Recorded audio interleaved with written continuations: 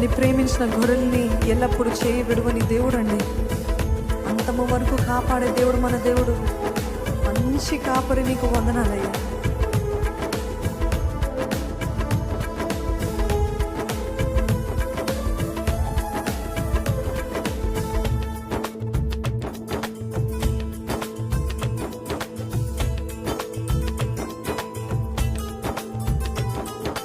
నీవు ప్రేమించిన గొర్రెలన్నిటిని ఎల్లప్పుడూ చేయి విడువక,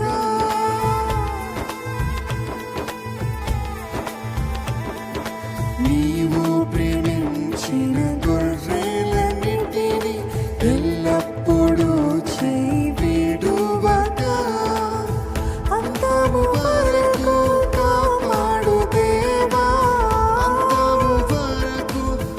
నిజంగా ఒక ప్రార్థన అడుగుదామా? అంతము వరకు కాపాడు దేవా, అంతము వరకు కాపాడు దేవా.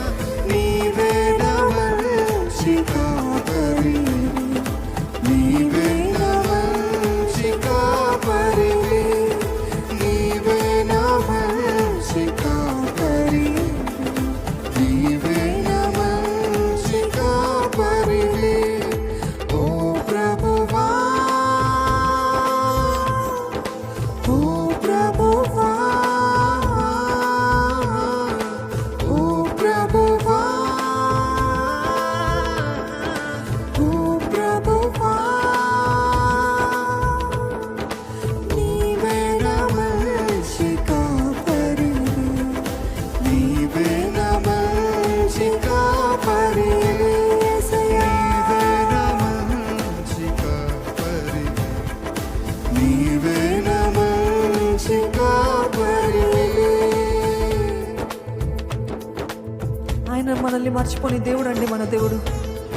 ప్రధాన కాపరిగా మనల్ని నడిపించే దేవుడు, మన నిమిత్తమై విజ్ఞాపన చేసే దేవుడు మన దేవుడు. ఈ రోజు వరకు తండ్రి కుడి పార్శ్వన కూర్చొని నీ నిమిత్తమై నా నిమిత్తమై విజ్ఞాపన చేస్తున్నాడండి దేవుడు.